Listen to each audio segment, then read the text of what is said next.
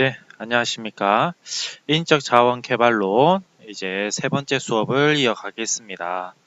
오리엔테이션과 저번 주 수업에서 아마 제가 여러분들한테 과제를 아마 제시했을 겁니다. 하나는 학습자의 그러니까 훈련받고자 하는 사람들의 직무 그 요구 분석을 위한 설문지를 하나 요구했었고, 또 다른 하나는 우리가 어떠한 직무 훈련 프로그램을 개설했다라는 가정하에서 과연 이 과정이 효과적이었는지를 알아보는, 그죠? 피드백, 평가와 피드백 그 설문조사를 아마 두 번째 과제로 제시했습니다.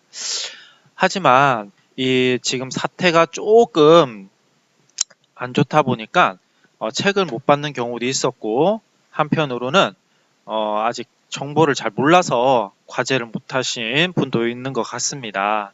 그래서 되도록이면 빠르게 제가 그 사이버 캠퍼스에다가 과제를 올리거나 그것이 여의치 않을 때는 저에게 이메일로 보내주시기 바랍니다. 또한 어떤 수업을 듣는 데 있어서 문제가 있었다라고 하면 역시 저에게 연락을 취하여서 문제를 해결할 수 있도록 그렇게 해주시기 바랍니다. 자, 우리가 다음 주부터는 대면하여 수업을 진행하겠습니다. 미리 알려드리고요. 정확한 시간 이것은 제가 문자로 공지하도록 하겠습니다. 그때까지 교재를 다 준비할 수 있도록 하시기 바랍니다. 본격적으로 이번 시간에는 인적 자원 개발의 발전 과정 챕터 2를 한번 배워보도록 하겠습니다.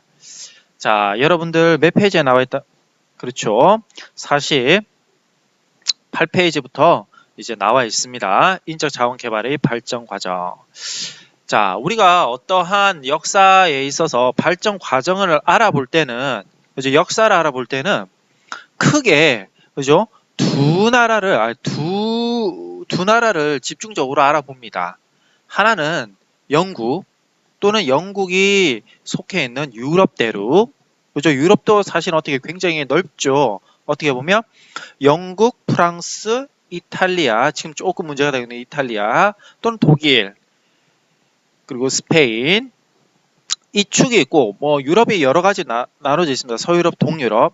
그 중에서 산업화가 먼저 일어났던 영국을 중심으로 알아봅니다. 그런데 그 산업화가 거의 동시에 유럽에서 발전되었기 때문에 우리가 보통은 어떤 역사를 알아본다고 했을 때 한 축으로 영국에 포함되어 있는 유럽 이렇게 좀 알아보고요.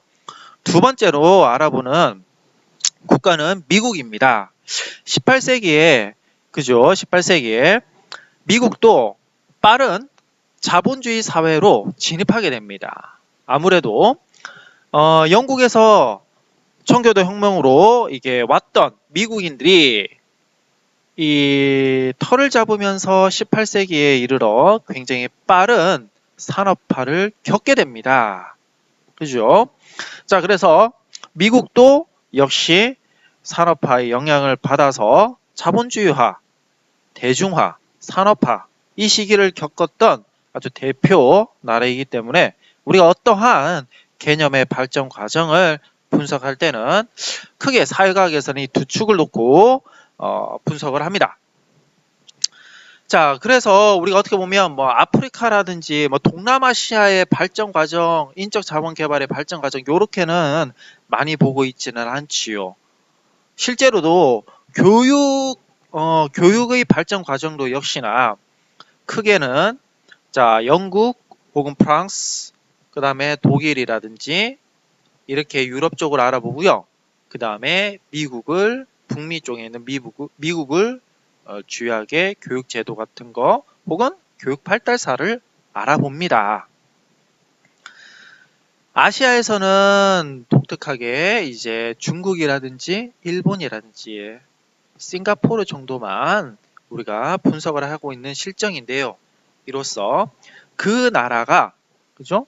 그 역사의 발전 과정 이것은 어떻게 보면 두 축으로 우리가 분석을 하고 있더라라고 알 수 있습니다. 그래서 이 교재에서도 역시 유럽의 인적 자원 개발 제도 이 발전 과정과 미국의 인적 자원 개발 제도의 발전 과정, 그 후로서 마지막으로 한국, 대한민국의 인적 자원 개발 제도 발전 과정에 대해서 한번 배워보도록 하겠습니다. 그렇다면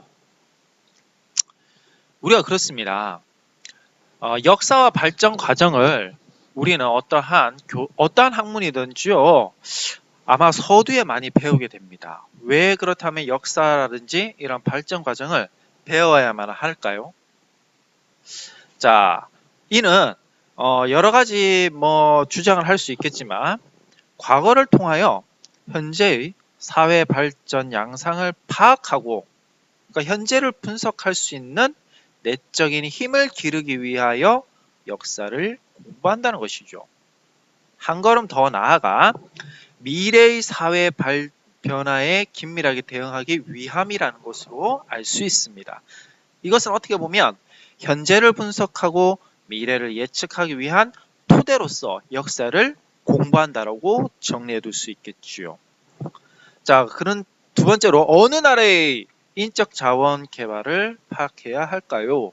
이것은 미리 말해줬었죠. 산업화의 영향을 받은 두 축인 유럽과 미국을 대부분은 분석의 대상으로 삼더라라는 것입니다. 자, 좋습니다. 그리고 세 번째, 왜 특정 나라의 HRD 발전 과정을 분석해야 할까요?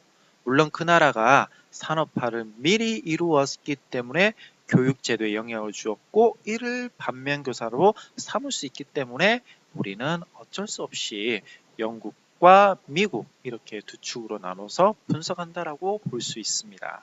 좋습니다. 자, 그렇다면 이 과를 통해서 우리가 조금 분석을 해야 될 것이, 이루어야 되는 목표가 있습니다. 첫 번째 학습 목표는 도제제도, 길드제도 등 산업사회 이전의 사회 배경과 HRD 제도의 관계성을 설명할 수 있어야 됩니다. 간단하게 말해 보겠습니다. 도제제도라든지 길드제도는 왜 발전 혹은 생성되었다고 할 수 있을까요?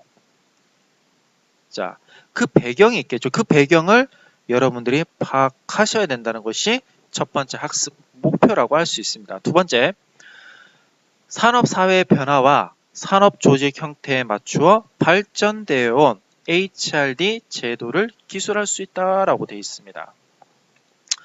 자, 이제 산업사회의 변화에 맞추어서 나왔던 여러 직업 혹은 직무 훈련 제도 같은 것들을 말을 할 수 있어야 되겠죠. 단순하게 이런 무슨 직무 훈련이 있어요 라고 말하는 것을 떠나서 이러한 직무 훈련이 왜 필요한지를 사회적인 배경을 통해서 말할 수 있어야 된다는 것이죠. 다음으로 우리나라 인적 자원 개발 제도의 편성과 발전 과정을 설명할 수 있다입니다. 이 모든 것들을 이제 궁극적으로 우리나라의 상황에 맞추어서 어떠한 제도를 마련해낼 수 있는 역량을 길러낸다라는 것이 궁극적인 우리의 이 과에서 성취해야 되는 학습 목표입니다. 자, 그러면 여기서 하나 또 궁금하게 넘어갑시다. 그죠? 여기서 유럽, 미국, 한국 이렇게 제도 발전인데요. 자, 유럽의 HRD 제도 발전 과정 50페이지 이전에 하나 질문하고 하겠습니다. 보겠습니다. 여러분들, 우리가 학습이 실제로 어디에서 이루어진다라고 할 수 있을까요? 그죠? 언제 시기 문제이기 이전에 어디에서 이루어진다라고 한번 생각해 봅시다. 간단하게 우리는 이 학습이 어떻게 보면 학교에서 일어나고 있다. 배우는 건 다 학교에서 배우죠? 라고 얘기할 수 있습니다.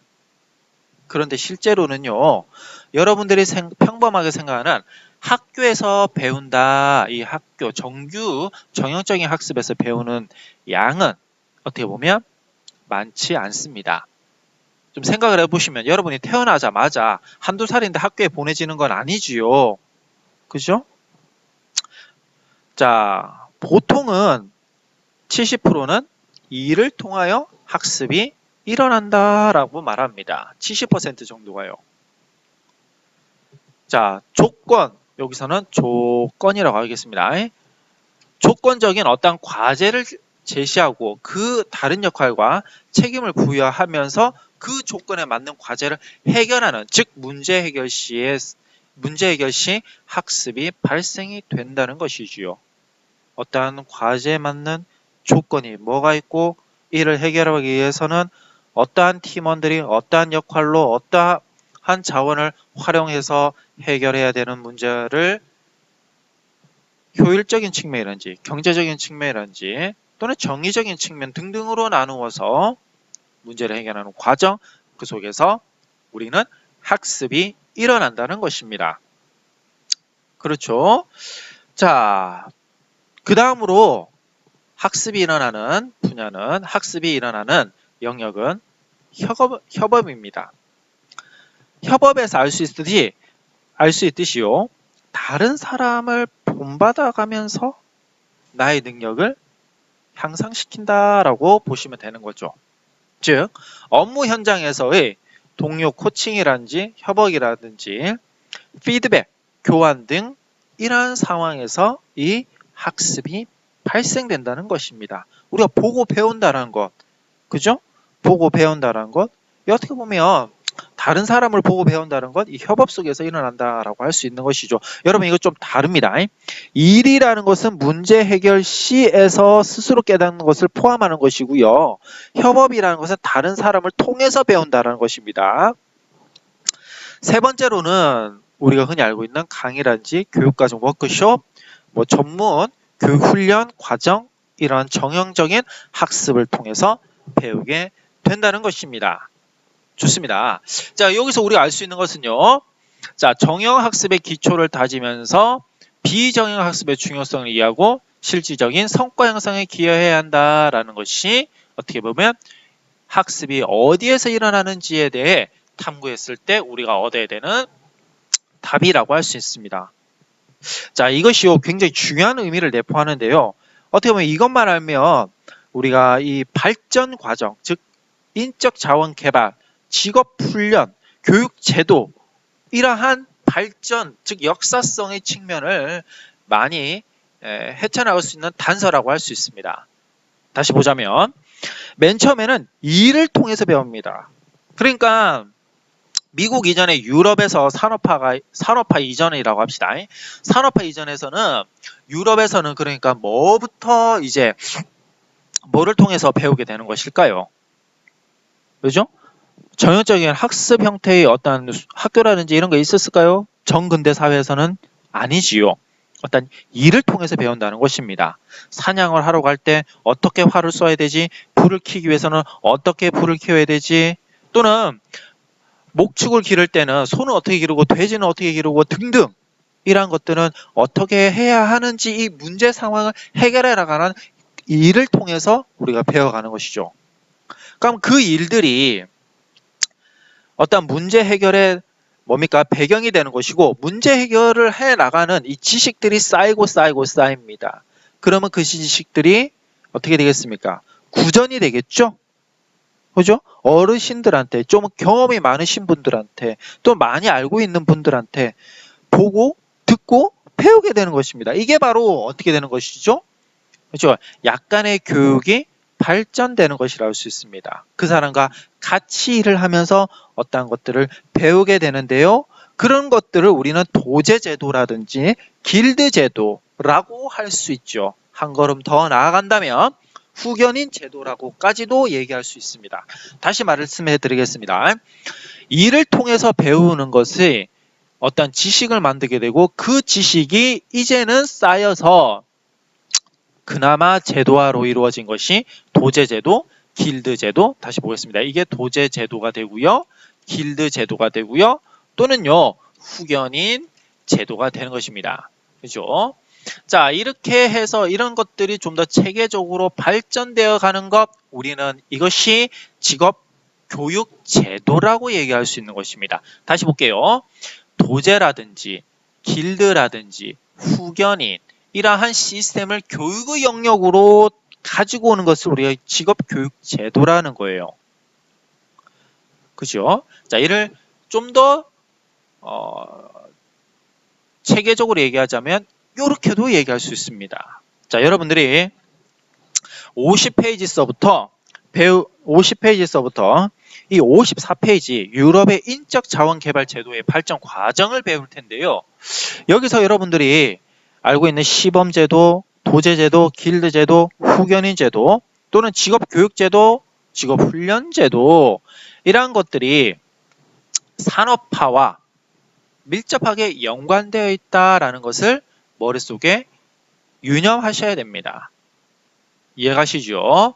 자, 그렇다면 이제 우선 이제 첫 번째로 시범제도부터 한번 들어가 보겠습니다. 시범제도라는 것은 우리가 보여준다는 거예요. 그죠? 보여준다는 겁니다. 자, 이걸 이렇게 좀 보겠습니다. 시범제도라는 것은 demonstration 시스템입니다. 우선은 잘하는 사람이 못하는 사람한테 보여주는 거죠.